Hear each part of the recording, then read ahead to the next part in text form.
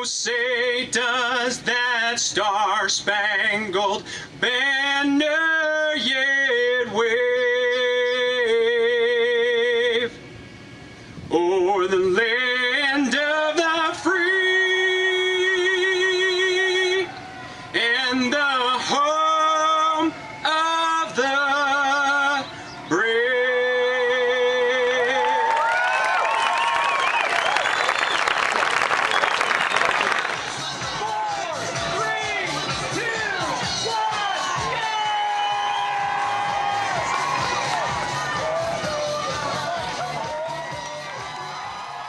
We got two individuals out here.